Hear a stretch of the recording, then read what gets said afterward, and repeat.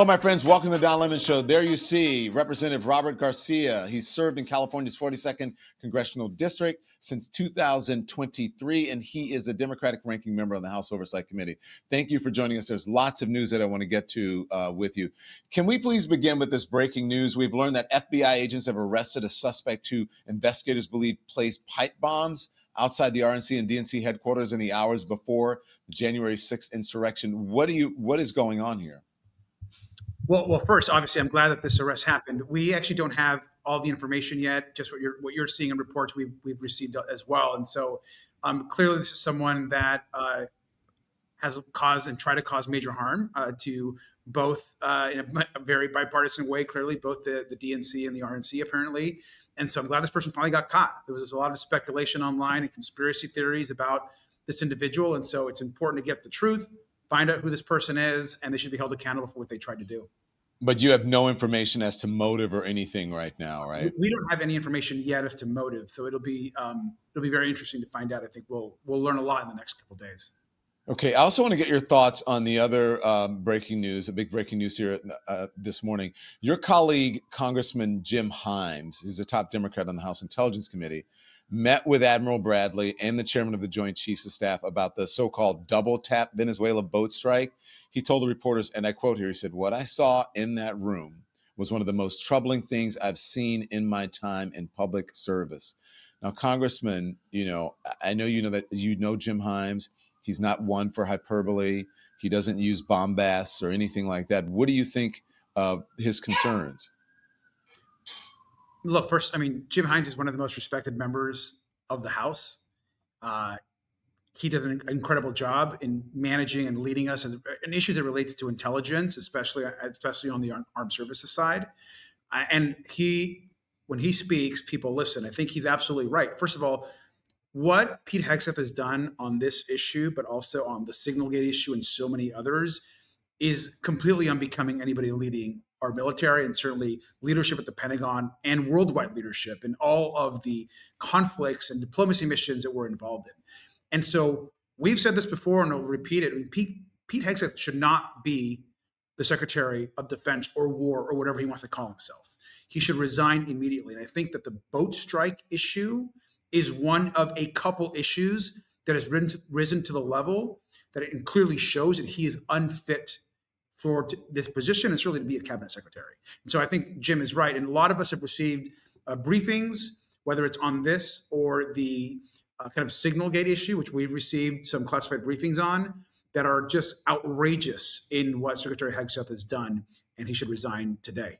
It is being reported that Admiral Bradley is justifying this strike, saying that the men aboard that boat, or the ones who were hanging on for life, were somehow still a threat and trying to carry on their mission, which is an interesting way of putting it when a boat has been hit and it looks like they're just clinging to life, hanging on to the boat. We have yet to see any evidence that's been presented to the Congress that justifies the strike. So there's been no evidence to this day. So if there is additional evidence that has not been shared with the Congress or our intelligence committees or the armed services committees, then they should do so immediately. But yet, as of right now, what was the threat? And they have yet to explain that to us. So I think that's incredibly disturbing that the United States does not go around assassinating people in other countries in open waters without it being part of a broader mission. And so I think that question by the Trump administration needs to be answered and has not been answered yet. Well, you said you haven't gotten any information, but do you think that they're setting him up to be the fall guy, possibly? Well, I think that's absolutely clear that they're trying to do that, and so I think we'll find that out here in the next days. But I imagine there is going to be a lot of action and discussion about Hegseth and the Admiral in the next days and weeks. I think there's a lot of conversations in our intelligence committees as well as in the armed forces committees. Congressman, as I mentioned, you are the ranking member of the House Oversight Committee, and yesterday you and your oversight colleagues released hundreds of never-before-seen images of Jeffrey Epstein's private island. Some of them were really quite freaky, I think, creepy. What do you think seeing them? Look, they're really disturbing. Obviously, there's images that we haven't seen before of some of the bedrooms and this bizarre chair in this room with a bunch of masks on the wall, some up, which is, I think, quite disturbing. It looks like some type of dentist chair, maybe. I'm not really sure. Obviously, some big blackboard in one of the dens that had names and sayings on it. And look, I think what's the most disturbing and kind of hard to see when you look at this video and looking through the pictures is that abuse happened in these rooms. So these spaces are locations clearly where women, girls, and as we know in some cases children were abused and raped and trafficked. And so to understand what was happening in these rooms and spaces, I think is really, really disturbing. And I my only hope is that this continues to inform the public about what Jeffrey Epstein did and what he was about. And for us in Congress, we've got to continue to demand that the Trump administration fully release the Epstein files, what they have yet to do. And what they're hiding, what they're covering up, who they're covering up for, are all questions that need to be answered. And so we're going to continue to push and release information when we receive them. We got this information as oversight Democrats, and we put it out to the public. Information that we get from multiple sources, whether it's the estates, whether it is, in this case, the U.S. Virgin Islands, we're going to put out to the public because that's what transparency is all about. And we wish that the Trump administration would do the same thing. Yeah, some of the words in those library, the photos that were in the library were deception, political and intellectual power scrawled in the chalkboard. I mean, we don't know the circumstances surrounding that, but it was certainly very interesting. I understand that you have gotten access to some of Jeffrey Epstein's bank records. Is that correct? And when can the public expect those documents? Are you going to release those? Yeah, we received, just a day ago, we received not just all these photos and images, but about 5,000 pages total of documents. Within that, there are bank records from Deutsche Bank and JP Morgan, two banks that were involved with Jeffrey Epstein, where a lot of money was transferred, likely money was laundered, possible money from foreign governments. We're not sure. We're exploring that. But the survivors have told us to follow the money. We know that seeing where the money came from and who it went to and who was it from, was it shell companies, with individuals, is going to be really important in our investigation. So that money, the complexity of it, the trafficking, is going to take us some time, and over the next few weeks, we'll be going through that. Our hope is that we can make the information public. That is our goal. We're working with also the Republicans to try to do so. But to be clear, those banks have only sent us limited information. They have substantially more that they're going to continue to send us in the weeks and months ahead. And there are an additional 20 banks that we've requested Republicans to subpoena that they have yet to do so. And so we need the full subpoena of the 20 other banks, and we need the full records of these two banks for us to put all that investigation together. There's a bipartisan group of lawmakers that have requested Attorney General Pam Bondi brief them on no later than tomorrow in her plan to release the Epstein files by the legal deadline to make them public. What's the legal deadline again? Do you know when it is? The legal deadline, I believe, is the 18th or 19th of this month.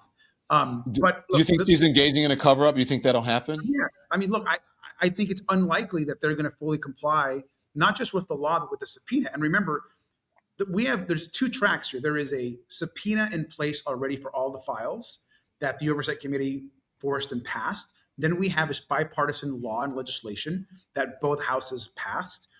Both compel the DOJ to provide all the files. And so if she can try to ignore the law by launching sham investigations, she can't ignore the subpoena. So both are important, and we need to get the files. She doesn't need deadlines. Donald Trump can release those files today. Yeah. He promised to do so during the campaign, and that's what we expect. Yeah. So why, again, I ask you every time, why is the Trump administration so afraid of these documents being released? I mean, that's the million-dollar question. Especially when you spend your whole campaign saying you're going to release them, and everyone on your side in the MAGA universe says that they should be released. Look, releasing the Epstein files right now is the most bipartisan thing in America.